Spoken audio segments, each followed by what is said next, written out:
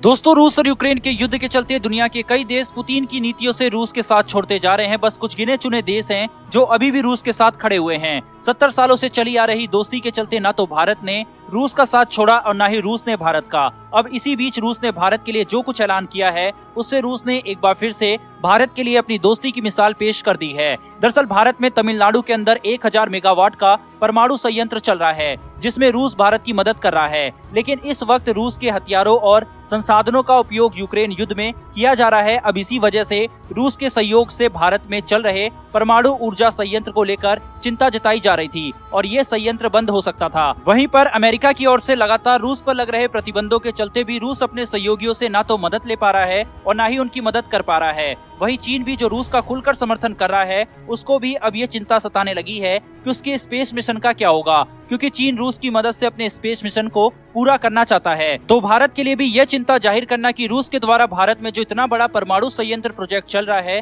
तो क्या वह भी ठप हो सकता है। उधर दूसरी ओर भारत इस प्रोजेक्ट को जल्द से जल्द पूरा कर लेना चाहता है। लेकिन इसी बीच रूस ने भारत को लेकर जो खुलासा किया है उससे पूरी दुनिया में एक बार फिर से खलबली मच गई है, क्योंकि रूस की ओर से अब ये जानकारी दी गई है कि भारत के कुडनकुलम परमाणु ऊर्जा संयंत्र को बनाने के लिए रूस ने उपकरण और सिस्टम को बनाना शुरू कर दिया है। यह जानकारी पाकर भारत भी हैरान हो गया है। एक तरफ रूस अपनी पूरी ताकत यूक्रेन को हासिल करने के लिए लगा रहा है, वहीं पर भारत ये मान चुका था कि उसका परमाणु संयंत्र प्रोग्राम कुछ दिनों के लिए रुक जाएगा। तो अब वहीं पर रूस की ओर से कहा गया है कि परिस्थितियां चाहे जितनी भी जटिल हो जाएं, लेकिन रूस भारत में चल रहे परमाणु संयंत्र के निर्माण को रोकने नहीं देगा और जो इस प्रोग्राम के पूर्ण होने की तय सीमा थी उसी के इर्द गिर्द इसे तैयार कर लिया जाएगा। अब ऐसी घड़ी में रूस का ये ऐलान भारत हमेशा याद रखने वाला है। वहीं दूसरी ओर रूस और यूक्रेन के बीच की जंग अब जमीन से पानी तक पहुंच गई है। दरअसल रूस और अमेरिका भूमध्य सागर और काला सागर में एक दूसरे के आमने सामने हो रहे हैं और अमेरिका ने अपनी न्यूक्लियर सबमरीन को समुद्र में उतार दिया है। अमेरिका की ओर से जिस न्यूक्लियर सबमरीन को तैनात किया गया है वो सालों साल समुद्र में मार करने में सक्षम होगी।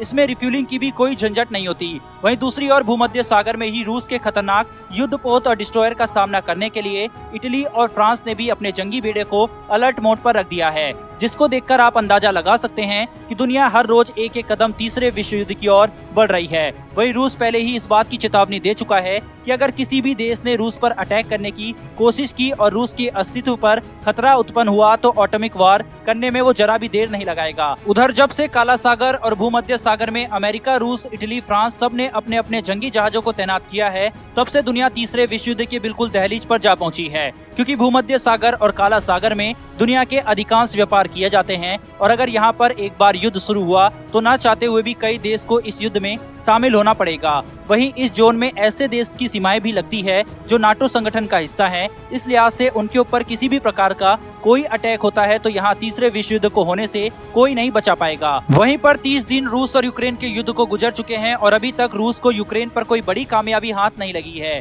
जिसके चलते अब रूस भी पूरी तरीके से बौखला उठा है और एक्सपर्ट्स का मानना है कि अगर ये युद्ध और लंबा खिंचता है तो परमाणु युद्ध की शुरुआत होने की संभावना जताई जा रही है, क्योंकि युद्ध की शुरुआत होते ही रूस ने अपने परमाणु ठिकानों को अलर्ट मोड पर रख दिया था। आपको बता दें, रूस के पास दुनिया के सबसे ज्यादा परमाणु हथियार मौजूद है। रूस चाहे तो 190 देशों को 3 बार खत्म कर सकता है। वहीं पर अगर देखा जाए तो अभी तक इस युद्ध में यूक्रेन और रूस को छोड़कर किसी भी देश पर कोई खास प्रभाव नहीं पड़ा है। इसकी सबसे बड़ी वजह यही थी कि अभी तक यूक्रेन का किसी भी देश ने खुलकर समर्थन नहीं किया है और अगर किसी भी देश ने यूक्रेन के समर्थन करने की कोशिश की तो फिर दुनिया में तबाही की शुरुआत हो सकती है। फिलहाल दोस्तों इस वीडियो में इतना ही, लेकिन आपके हिसाब से क्या दुनिया एक बार फिर से परमाणु युद्ध की ओर बढ़ रही है? अपनी राय कमेंट बॉक्स में लिखकर जरूर बताएं। साथ ही भारत और रूस की दोस्ती के लिए कमेंट बॉक्स में जय हिंद लिखना भी ना भूलिएगा। डिफेंस और वर्ल्ड अफेयर्स से जुड़ी ऐसी लेटेस्ट वीडियो के लिए चैनल को सब्सक्राइब कर बेल नोटिफिकेशन को ऑन कर लें। फिर मिलेंगे ऐसी एक नई वीडियो के साथ। धन्यवाद। जय हिंद।